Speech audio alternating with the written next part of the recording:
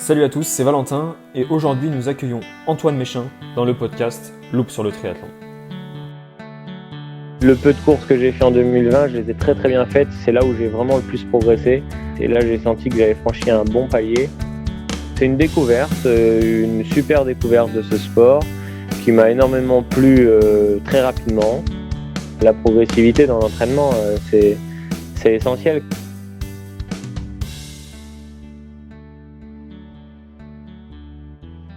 Antoine Méchin est un triathlète professionnel. Après toute une enfance passée sur les terrains de sport, football, tennis, rugby, tennis de table et j'en passe, Antoine a plongé à ses 19 ans dans l'univers du triathlon.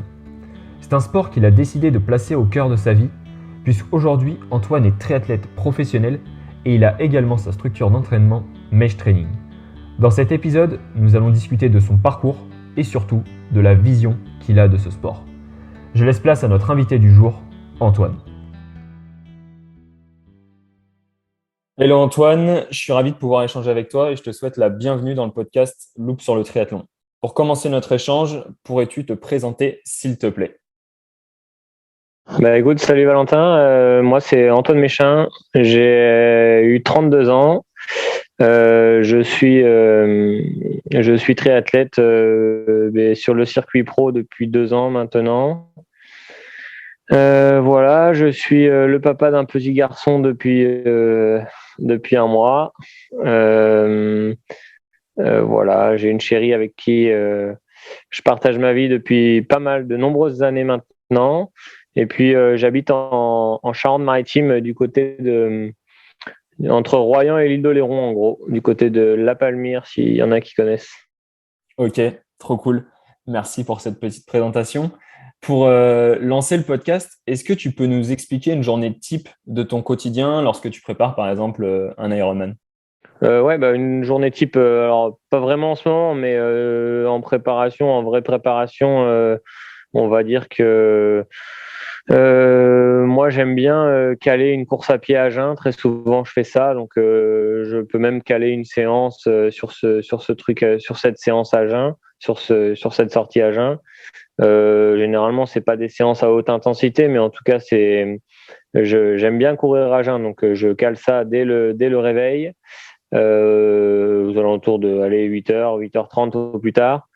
Puis après, j'enchaîne avec un bon gros petit-déj salé sucré, bien comme il faut. Et puis, bien souvent, en fin de matinée, je vais rouler jusqu'à début d'après-midi. Donc, les sorties, elles varient, hein, mais ça va aller de 2h à 5h, en gros, à peu près. Et puis ensuite, souvent, au milieu d'après-midi, je fais pas grand-chose. Je me repose et puis quand j'arrive à faire une sieste, je fais une sieste, mais je suis pas un gros dormeur.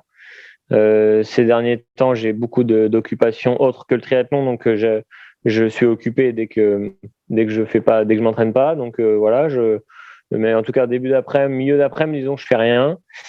Et ensuite fin de journée, début de soirée, là, je vais nager très souvent. Voilà, donc ça ce serait une journée type avec un petit déjeuner après le footing à jeun, un repas conséquent aussi après la sortie vélo, mais du coup un repas assez tard, tu vois, vers 14h30, 15h des fois. Et puis ensuite un repas le soir après la natte une petite soirée tranquillou en famille devant la téloche et après une bonne nuit et puis rebelote le lendemain. Ok, parce que du coup tu fais ça tous les jours, tu triples, tu fais à chaque fois les trois Non, sports? non, alors ça c'est vraiment sur des semaines de préparation vraiment assez intenses où je vais enchaîner 3 sports tous les jours. Euh, Après, là, tu vois, en ce moment, c'est pas du tout le cas, hein. Je varie beaucoup plus les entraînements. J'ai inclus maintenant avec mon entraîneur, on a mis de la muscu, euh, des trucs que je fais pas et que j'aime pas, mais qui me font progresser. Voilà, ça dépend vraiment des périodes, mais en tout cas là, la journée type que j'ai pu te donner, c'est vraiment lorsque je suis vraiment sur un objectif précis, en préparation d'Alf ou d'Ironman. Voilà. Souvent, c'est comme ça que j'organise mes journées. Avant, je nageais très tôt le matin et j'ai compris que c'était pas fait pour moi. Ok. Donc voilà. Donc souvent, j'organise mes journées comme ça. Ouais. Ça m'arrive même de temps en temps de caler un footing à jeun très court, une course à pied, une natte en fin d'après-midi et très souvent, ça m'arrive aussi de recaler un petit footing le soir tranquille ou une Ok. séance le soir à pied. Ça m'est arrivé voilà, de temps en temps de courir 2 fois. Ouais, voilà. Ok. Et justement, je suis curieux, pourquoi tu dis que la natation le matin, c'était pas fait pour toi? C'était pour des raisons physiques, mentales? C'était associé à quoi? Ouais, les deux, les deux. Je pense que voilà, moi, ça me correspondait pas. Je nageais de 7h à 8h30. Donc à jeun, j'étais nul, complet. Et puis j'étais pas impliqué. Voilà, déjà que la natation, j'y vais, mais je me force beaucoup à y aller. Alors ça dépend des périodes, mais ouais, bien souvent je me force quand même. Et du coup, le matin à 7h, c'était encore plus d'engagement pour y aller et ça me créait énormément de fatigue. En fait, non, ça me correspondait pas du tout. J'aime pas. Alors de temps en temps, si je dois en faire une de temps en temps, voilà. Mais en tout cas, en semaine, c'était 4 fois, je crois, lundi, mardi, jeudi, vendredi. Non, c'était pas fait pour moi ça. Ok, intéressant. C'est vrai que Voilà. ouais, t'as réussi à prendre du recul là-dessus et à ajuster un peu ta préparation, quoi. Et du Ouais. coup, comment on passe de sportif, je sais pas si tu viens du triathlon, à triathlète professionnel aujourd'hui? Comment tout ton cheminement il a pu se faire? Alors moi, je viens pas du triathlon à la base. J'ai toujours fait du sport depuis l'âge de 5 ans, mais jamais de tri. Le tri, j'ai commencé en gros à 19 ans, 18 ans même, ouais, 18, 19, bon, bref. La natation, j'ai commencé en STAPS, donc j'ai commencé très tard. Avant, je nageotais, mais en mode, j'avançais quoi, j'avançais en crawl, mais rien de structuré. Donc voilà, donc ouais, non, j'ai toujours fait du sport, beaucoup de sport co, beaucoup de sport de raquettes, voilà. Et puis donc ensuite, je me suis mis au triathlon. Au début, d'ailleurs, j'ai passé mes diplômes d'entraîneur. Lorsque j'ai commencé le triathlon, en fait, donc j'étais en STAPS, j'ai validé une licence STAPS. Et je me suis ensuite orienté pour être DEGEPS, enfin pour aller faire mon DEGEPS triathlon, pour être vraiment entraîneur et avoir mes diplômes. Mais à ce moment-là, en fait, je débutais vraiment dans le triathlon. Donc c'est cool parce que j'ai à la fois grandi en tant qu'entraîneur et grandi en tant qu'athlète en même temps. Donc ensuite, j'ai validé mes diplômes d'entraîneur. J'ai continué dans le triathlon au fur et à mesure. J'ai fait de plus en plus de résultats. Je me suis toujours entraîné tout seul, sauf allez, pendant 6, 8 mois. Là, il y a 3 ans, on m'avait conseillé. J'avais un entraîneur qui me conseillait beaucoup, mais sinon, je me suis toujours entraîné seul. Et ben voilà, je me suis formé tout seul. Au début, je faisais des courses pour le club, donc c'était beaucoup des D3 de triathlon, duathlon. On a fait monter le club en D1 de duathlon, en D2 de triathlon. J'ai fait de bons résultats sur le cours, notamment en du. Puis après, voilà, je faisais beaucoup de triathlon sans drafting, des M sans drafting. Là, en Nouvelle-Aquitaine, il y en a des super comme Mimizan, Ourtin, même l'Aiguillon-sur-Mer et tout. Il y avait des belles courses. Enfin, il y a toujours des belles courses d'ailleurs, la Cano. Et tu vois, donc je faisais pas mal de ces courses-là. D'un point de vue régional, j'ai gravi les échelons et je commençais à avoir un bon niveau dans la région. Puis après, j'ai fait quelques longues distances aussi dans la foulée, qui se sont plutôt pas trop mal. Je me suis pas trop mal débrouillé rapidement sur le long, mais il y avait pas, c'était pas non plus foufou. Et puis après, j'ai fait un Ironman donc à Nice, le premier Ironman à Nice en amateur, où là, je me suis quand même plutôt bien débrouillé et ça m'a bien lancé. En tout cas, sur cette distance-là, je savais que c'est là où j'avais limite le plus de facilité sur la distance Ironman. Donc Ok. dans la foulée, voilà, à Nice, j'avais fini sixième ou septième, je crois, septième, je crois. Et là, on est en Euh, 2017, c'est ça? voilà, Ok. 2017, ouais. Ouais. Donc avec une course complète, tout seul du début à la fin, et c'était très honorable comme résultat, j'ai trouvé en tout cas.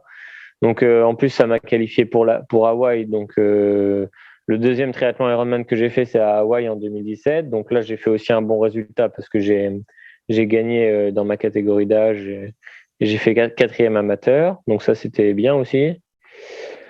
Et puis voilà. Et donc là, je savais que j'allais me concentrer sur cette distance-là. Mais de toute façon, en groupe d'âge, enfin, je voulais rester en groupe d'âge dans un premier temps pour essayer aussi de performer sur le circuit 70.3 Ironman en groupe d'âge. Donc l'année suivante, j'ai fait Aix où j'ai gagné un groupe d'âge et j'ai fait donc les championnats du monde où j'ai fini deuxième pour 10 petites secondes. Sinon, j'aurais été aussi champion du monde en 70.3. Voilà. Et puis voilà. Et puis du coup, après, je me suis dit bon, c'est bien beau de dominer la catégorie groupe d'âge. Au bout d'un moment, ça commençait limite à me saouler parce que c'était des départs par vague. Donc en fait, tu fais une course, mais sans être à la bagarre avec tes concurrents. Donc tu vois, c'est un peu chiant. Et du coup, l'année suivante, en 2019, je savais que j'allais prendre la licence pro, en tout cas pour essayer dans un premier temps, puis après on verrait j'allais voir ce que ça donnerait, quoi, disons.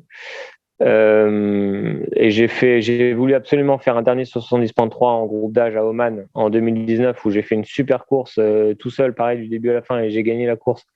Et donc ça, c'était vraiment cool avec des bons chronos, des bonnes valeurs de puissance en vélo, etc. Donc là, bah, après, hop, j'ai pris la licence pro. De toute façon, j'estimais être légitime à la prendre vu les résultats que j'avais en groupe d'âge. Voilà, je me suis dit, bon, bah, de toute façon, en groupe d'âge, maintenant, je vais. En plus, t'es un peu fiché au fur et à mesure. Puis, je sais pas, je trouvais que. Enfin, moi, je voulais me battre avec les meilleurs du monde. Et puis, même quitte à prendre des tôles, je préfère prendre avec les meilleurs, quoi. Voilà. Donc après, bah, tu vois, le cheminement s'est fait au fur et à mesure. Là, je me suis orienté donc sur le circuit professionnel. Au début, j'ai fait des courses très,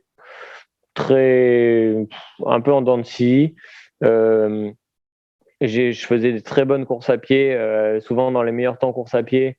Mais par contre, la natte et le vélo, c'était pas ça, notamment à vélo. À vélo, j'ai fait des courses un peu catastrophiques. Ok. Voilà. Et puis l'année suivante, 2020, donc l'année dernière, non, ouais, 2020. 2020, c'est l'année Covid, ça? C'est la première année Covid? C'est ça. Voilà. Voilà, donc ça a été très compliqué. Ça a été très compliqué. Bah, d'une part par le Covid, voilà, l'implication c'était difficile, il y avait peu de courses, etc. Mais en tout cas, le peu de courses que j'ai fait en 2020, je les ai très très bien faites. C'est là où j'ai vraiment le plus progressé. J'avais des données, des chronos, des valeurs qui étaient très très correctes. Et là, j'ai senti que j'avais franchi un bon palier. Okay. Bon, voilà. Là, j'étais légitime, d'autant plus à être sur le circuit pro. Là, je me sentais à ma place. 2021 aussi, même si bah voilà, j'ai eu quelques mésaventures. Et puis quelques mésaventures, mais d'un côté c'est aussi le signe que je manque de temps en temps de lucidité, notamment. Et puis il me manque aussi quelque chose en natation, en vélo, notamment pour combler un peu les choses qui pourraient se passer, qui n'étaient pas prévues sur la course. Pour l'instant, je suis pas assez fort et du coup, dès qu'il se passe quelque chose qui n'est pas prévu, eh ben, je le subis plutôt que passer outre. Donc voilà, c'est voilà, un cheminement pas forcément très classique, mais en tout cas un truc qui me correspond à moi et voilà. Ok, trop cool. Et du coup, si j'ai bien compris, donc avant tes 19 ans, tu n'avais jamais fait de triathlon. Et aujourd'hui, on peut dire, je pense, que le triathlon est au cœur de ta vie, que ce soit d'un point de vue vraiment sportif, mais aussi d'un point de vue professionnel, parce que je pense que tu pourras en parler un peu plus, mais tu as ta structure d'entraînement. Donc pourquoi Mm. c'est ce sport-là et pas les autres, à ton avis, qui a fait que tu orientes ta vie autour du triathlon? Bah alors là, je me suis souvent dit ça. C'est vrai que c'est dingue parce que le triathlon, je connaissais quand j'étais petit parce que à Saintes, là où j'habitais, il y avait un triathlon très réputé. Et donc j'allais le voir tous les ans avec mon grand-père, en gros, Et j'étais fan, hein. Franchement, je me disais, mais un jour, je ferai ça. Ok. Et, mais c'est vrai que après, c'est quand même, c'est dingue. C'est une découverte, une super découverte de ce sport qui m'a énormément plu très rapidement. Il y a des choses qui me dérangent un peu dans le triathlon, ça c'est sûr, mais en tout cas, il y a un côté bien-être, sport bien-être, etc. Un mode de vie qui me correspond à moi et qui correspond à ma chérie aussi. Voilà, je pense qu'on a trouvé notre domaine et bon, c'est le triathlon. Dans tous les cas, ça aurait été un sport, ça c'est sûr. C'est tombé sur le triathlon. Ça aurait peut-être pu tomber sur un autre sport, mais bon, voilà, c'est comme ça. En tout cas, c'est vrai que je prends avec le petit souci de santé que j'ai eu ces derniers temps, je prends davantage limite de plaisir à entraîner les autres Ok. qu'à m'entraîner parce que ces derniers mois, c'était beaucoup de souffrance et de douleur pour m'entraîner. Donc, tu vois, l'entraînement en triathlon est tellement varié que j'adore ça, en fait. J'adore ça et j'adore suivre les gars que j'entraîne et les filles.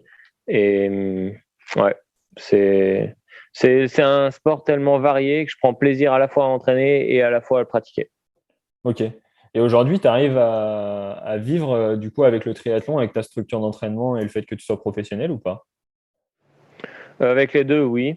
Avec les deux, oui. Surtout avec la structure d'entraînement qui fonctionne pas mal. Euh, je pense que j'ai eu une grosse opportunité depuis 3 ans pour performer sur le circuit professionnel et en étant bien aidé par des sponsors. Maintenant, j'ai pas fait les résultats peut-être qu'il aurait fallu que je fasse en 3 ans.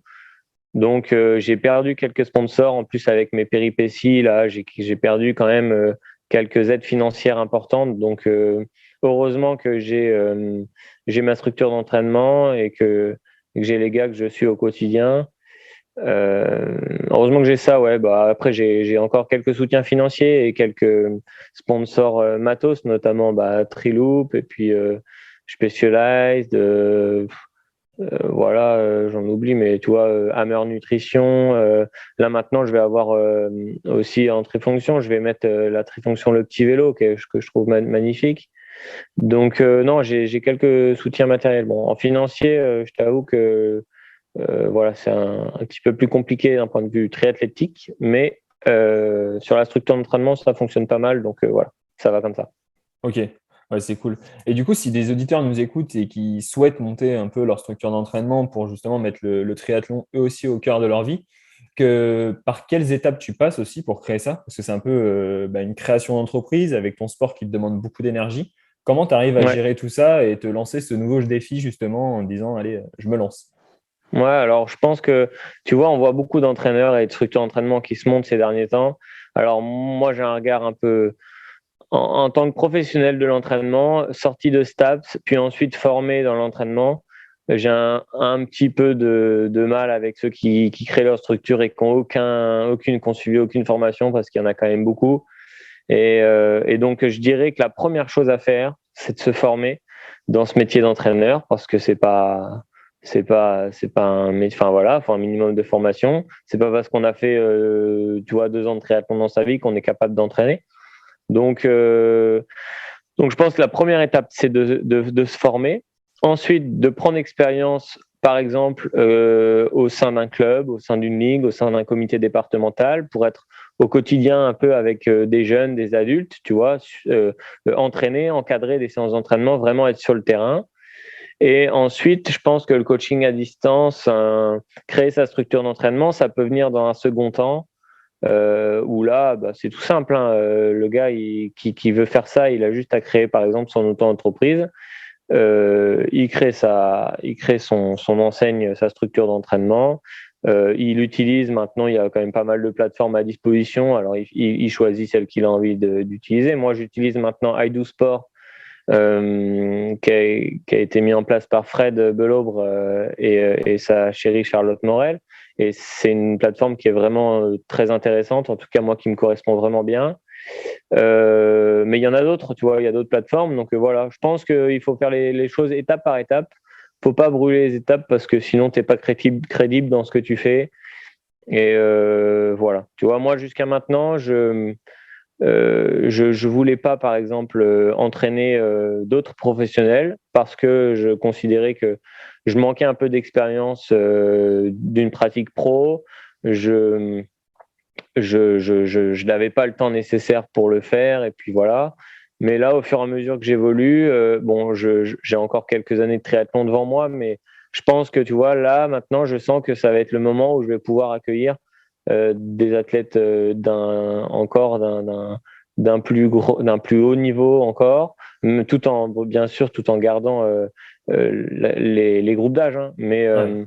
Mais voilà, moi j'ai toujours été, que ce soit dans ma pratique perso d'ailleurs ou dans ma pratique pro, enfin ou dans ma partie professionnelle, j'ai toujours respecté d'y aller étape par étape, sans griller les trucs. J'ai fait mes classes, on va dire, sur le club de Saintes où au début il y avait peu de licenciés, il y avait 10 jeunes à l'école de tri et 50 ou 60 adultes. Et j'ai fait mes classes comme ça et ça a été super important parce qu'au début, quand tu sors de ta formation, en fait, tu n'es pas vraiment entraîneur. Voilà, tu as des notions, mais en fait, sur le terrain, c'est quand même pas la même. Et tu apprends en étant sur le terrain, tu vois, et en étant au quotidien avec les jeunes, en montant le club au fur et à mesure, en passant d'un petit club à un gros club, etc. Bah là, tu apprends beaucoup. Et puis voilà, après, tu es plus légitime à créer ta structure d'entraînement et à suivre les gars. Quoi.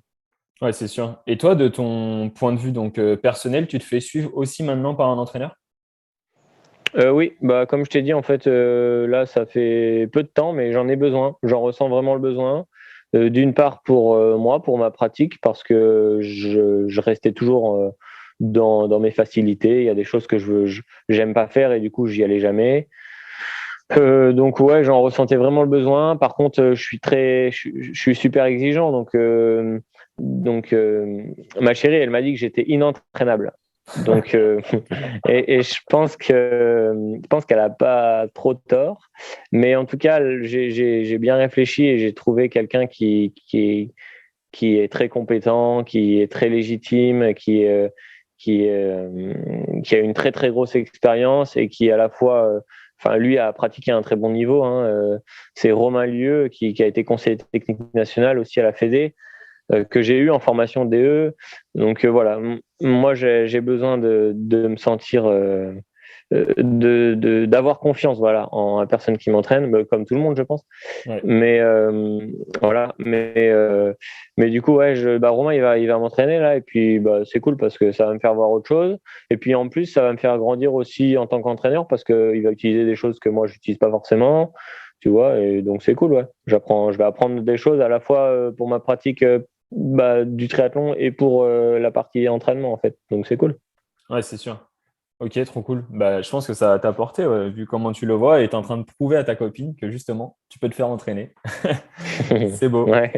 Et justement, tu disais que toi, tu as toujours avancé étape par étape. Comment tu fais pour faire comprendre ça justement à tes athlètes? Parce que bah, au début, on voit la progression et on se dit, bah, si on travaille plus, on va encore plus progresser. Comment tu leur dis, attention doucement, et tu leur fais comprendre justement ça, que c'est nécessaire de passer les étapes les unes après les autres? Je leur dis tout simplement, hein, en communiquant avec eux au quotidien, en faisant des retours réguliers sur les séances, et puis s'ils n'écoutent pas, ils vont avoir un retour de bâton parce que de toute façon, on n'est pas non plus des robots. Donc, à un moment donné, si tu grilles toutes les étapes, soit tu fais burn-out psychologique, soit tu fais un craquage physique, tu vois. Donc, dans tous les cas, si celui qui va faire le bourrin et qui n'a pas voulu m'écouter, déjà ça va me saouler et il va le comprendre. Et en plus, il va se griller et il va vite le ressentir et il va vite faire machine arrière. Donc non, c'est très simple. Hein. Il y a la progressivité dans l'entraînement, c'est essentiel quand même. Et on voit beaucoup de personnes qui veulent aller trop vite en fait. Du coup, ça dure pas longtemps. Voilà, il y a des grosses blessures, etc. Déjà, moi, j'estime avoir été un peu vite, tu vois, Et peut-être qu'il y a des moments où j'ai voulu aller un peu vite. Je l'ai payé aussi, hein. J'ai été souvent blessé, souvent des petits pépins quand même. Et pourtant, je respectais vraiment la progressivité. Pour moi, c'était super important. Mais de temps en temps, peut-être un peu trop et un peu trop rapidement. Et du coup, bah voilà, tu apprends aussi comme ça. Donc, je pense que mon expérience perso aussi m'aide beaucoup dans ma façon d'entraîner. Et, euh, et voilà.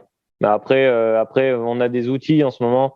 Bon, tu vois, les réseaux sociaux, c'est bien, mais il faut faire attention. Parce que ce soit ça, un truc comme Strava, ah là là, ça, c'est vraiment une connerie. Franchement, ça, c'est vraiment. Je pense que c'est pas bon.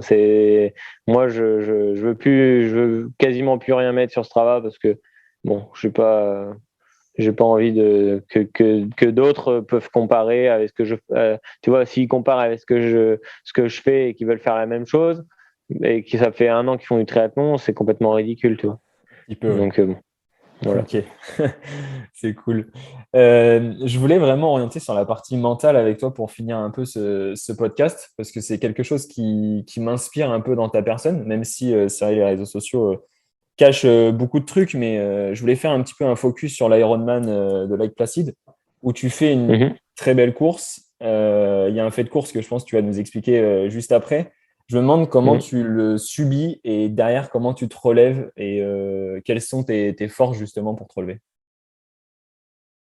Ouais, bah, ça a été une grosse désillusion cette course-là, sachant qu'en plus ça venait après 2 autres grosses désillusions à Riccione en Italie. J'avais fait enfin, j'ai fait le vélo de ma vie là-bas. J'étais vraiment en très très grande forme, mais malheureusement j'avais pris une pénalité parce que j'avais mis mon dossard sous la combi. Donc c'est tout con, mais quand tu prends 10 ou 20 secondes d'arrêt dans le parc à vélo et que tu vois les gars, là, le groupe avec William, Kinle, euh, Kevin Salder, il y avait Dylan aussi, Magnin, juste devant. Enfin, tous les gars, même des étrangers vraiment costauds, qui sont juste là, tu es avec eux et l'arbitre, elle te garde, elle te dit non, vous bougez pas. Putain, au final, j'ai chassé pendant 90 km tout seul. J'ai des valeurs de puissance que j'ai jamais fait de ma vie et qui étaient vraiment très, très honnêtes. Donc, je me dis, putain, j'aurais été dans la dynamique de course. Bon, voilà, il y a eu ça, il y a eu la crevaison au Sable d'Olonne. Bon, voilà, c'est comme ça, mais c'est dommage aussi parce qu'au Sable, c'était super important pour moi de faire un bon résultat et puis le top 5 était jouable. Et puis ensuite, on conclut l'année avec Lake Placid. Alors là, c'est le pompon sur la Garonne. Euh, je, je fais une notation très correcte, même si je me sentais assez, assez limité en termes d'intensité, mais on sait pourquoi après, suite au truc que j'ai fait. Je me sentais un peu limité sur la natte, mais j'ai géré le truc bien comme il faut. Je nage en 50 minutes, je crois. Et puis ensuite, donc un très bon vélo avec des valeurs de puissance qui sont très honorables. Je fais 90 bornes assez esselées quand même parce que devant ça roulait vraiment trop vite. Il y a Svenningson et tout là qui m'ont. Je suis parti quasi avec eux en vélo, mais en fait je pouvais pas suivre, donc j'ai vite compris que c'était pas possible. Mais de toute façon, il a gagné la course lui après, je crois. Ouais. Voilà. Donc ouais, 90 bornes assez esselées. Après la deuxième boucle, il y a des gars qui m'ont rattrapé, notamment Joe Skipper, Matt Russell. Comment il y avait aussi un Brésilien avec nous. Enfin voilà. Et puis l'autre Français qui était avec Matt Russell, un Franco-américain, je me rappelle jamais de son nom. Enfin voilà, Kevin Portman qui a Ok. fait une très belle course d'ailleurs. Et voilà. Et donc du coup, on s'est retrouvés un peu tous ensemble. Alors on sait que les dynamiques de groupe, même si tu respectes la distance, c'est super important parce que mine de rien, quand tu es à 15 mètres, tu t'économises quelques watts quand même. Donc voilà. Donc et ben voilà, bien sûr avec ces clients-là, j'allais pas pouvoir rester en tête de file, tu vois, parce que les gars quand même étaient plus solide. Donc, je me suis mis dernier. Il y a même des fois où j'ai pris 100 mètres, 200 mètres de retard parce que je sentais que ça allait trop vite, mais j'arrivais ensuite à revenir. Okay. Et puis, à un moment donné, là, que je reviens, et c'est vrai que j'avais fait un gros effort pour revenir. J'avais mis beaucoup de watts. Et je me retrouve un peu trop près, à un moment donné, sur une grande ligne droite. Je me retrouve un peu trop près je crois que c'est Russell qui était devant. Et il y a la moto de l'arbitre qui vient à ma hauteur. Et le gars me parle. Alors au début, j'entends pas, parce qu'avec le casque de chrono et le vent, j'entendais rien. Et j'entends, je sais même plus ce que j'entends d'ailleurs, mais j'entends un truc, il me parle. Et pour moi, en fait, j'ai compris que la prochaine fois, j'entends next time penalty, et je me suis dit, la prochaine fois, j'ai une pénalité. Tu vois, comme en France, je me suis dit, le mec, il me met un avertissement. J'ai pas vu de carton, j'ai rien vu, il me met un avertissement. Donc, je me suis dit, bon, voilà. Alors, j'ai reculé, bien évidemment, enfin, j'ai freiné, voilà, et tu te remets à distance. Et puis voilà, et j'ai fait la fin du vélo, mais j'avais quand même ce petit doute là, putain, je me disais, oh, j'espère que c'est pas une pénalité qui m'a mis, parce que vu que c'était pas en français, je me suis dit, putain. Mais bon, je me ressassais ça, next time penalty, je me disais, bon, quand même, c'est la prochaine, il m'aurait quand même répété ça plusieurs fois, quoi. Et en fait, donc je pose mon vélo, machin, parfait. Je suis complètement cuit, mais je me dis qu'il y a un marathon et qu'il va falloir que je fasse. Si je fais un bon marathon, je peux aller chercher la qualif pour Hawaï. Voilà. Et puis il y avait mes potes Romain, Guillaume qui étaient devant et que je voulais absolument aller chercher. Arnaud, je savais que ça allait peut-être être un peu plus compliqué, mais j'y croyais aussi. Donc je pars, tu vois, sur ce marathon. Je double très vite un Brésilien solide, là, Igor Amorelli, qui a des très bons résultats, donc ça me donne confiance. Je cours bien, je sens que je suis en bonne forme. Finalement, ça revient bien. Je fais les 5 premiers kilos, tu vois, facile, mais histoire que ça revienne, toi. Et puis, du coup, après, je peux rembrayer comme il faut. Et je sens que j'ai les bonnes jambes et que ça va le faire. Donc, je remonte. Et puis, je passe quatrième. Joe Skipper troisième, Arnaud deuxième et Svenningsson premier. Et puis jusqu'à la ligne d'arrivée, ça tient comme ça. Et je me dis, c'est bon, c'est la qualif et c'est parfait. Ça va être, c'est un super tremplin pour une carrière. Et puis voilà.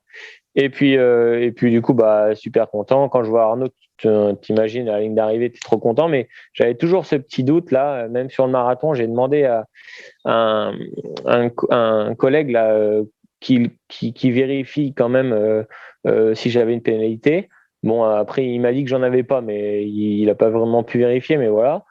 Et du coup, après, ils sont venus me voir, les arbitres sont venus me voir 10 minutes après l'arrivée à peu près, pour me dire que, voilà, que j'étais disqualifié parce que j'avais pas fait ma pénalité. Donc, je leur ai dit, mais attendez, gars, je leur ai expliqué ce qu'ils m'avaient dit.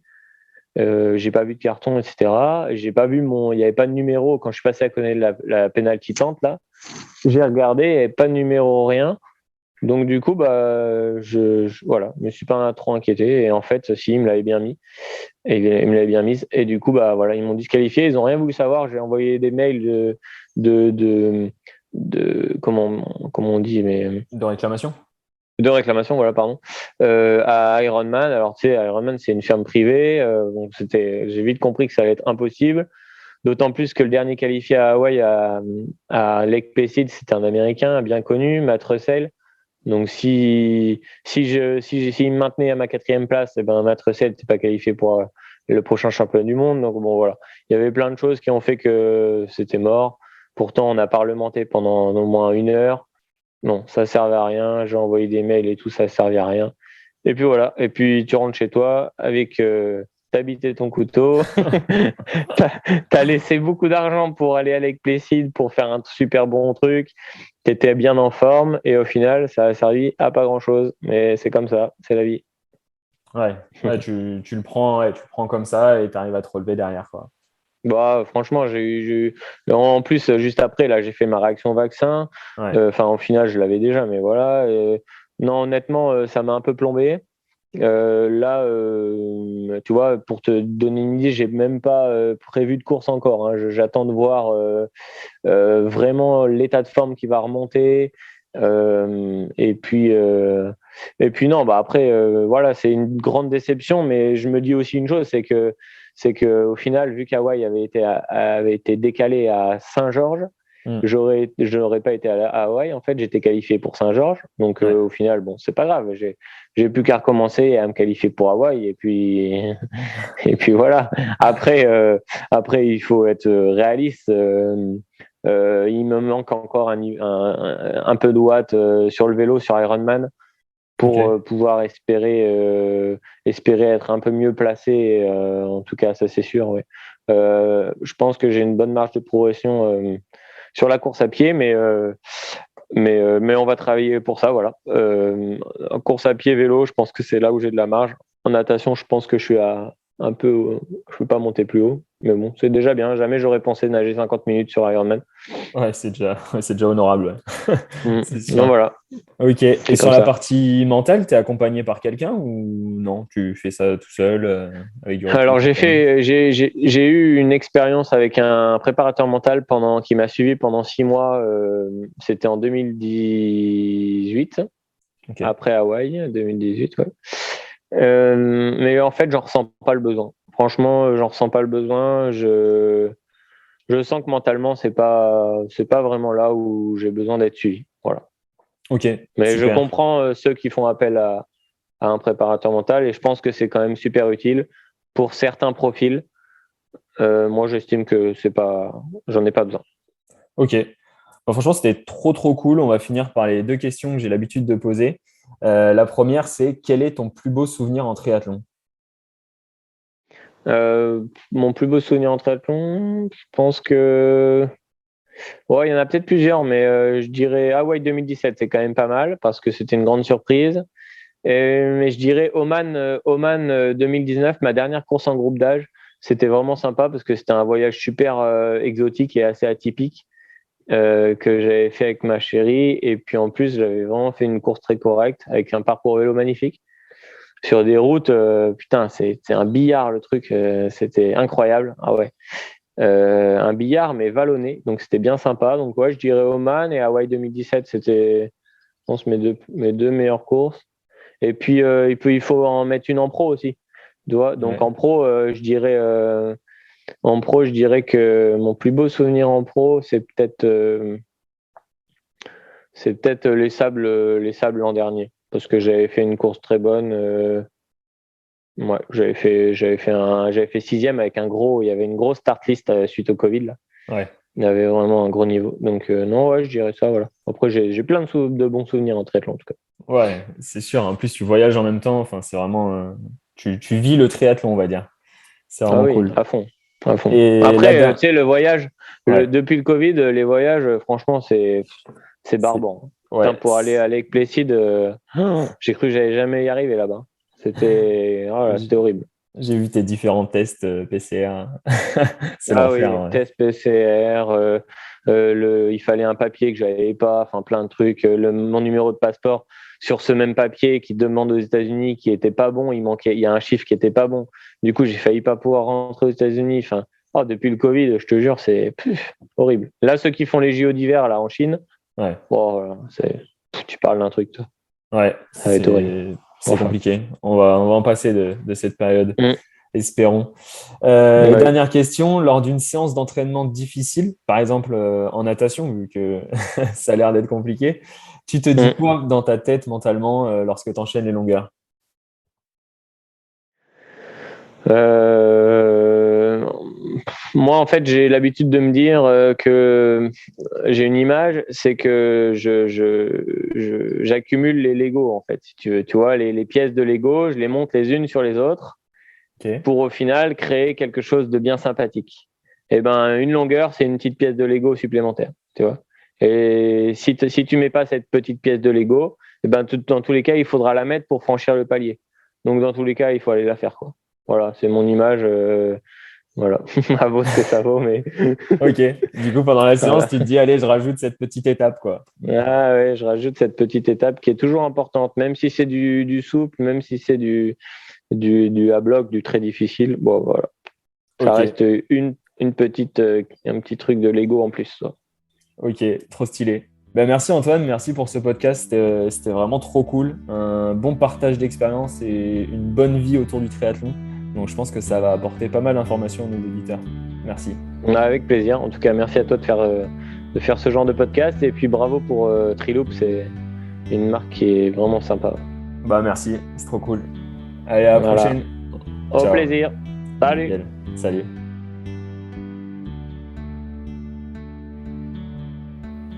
Merci à toutes et à tous pour votre écoute. J'espère que ce podcast vous a plu. N'hésitez pas à me faire vos retours justement sur le contenu de ce podcast. En tout cas, on se donne rendez-vous dans un mois pour le prochain épisode de Loop sur le triathlon. Ciao!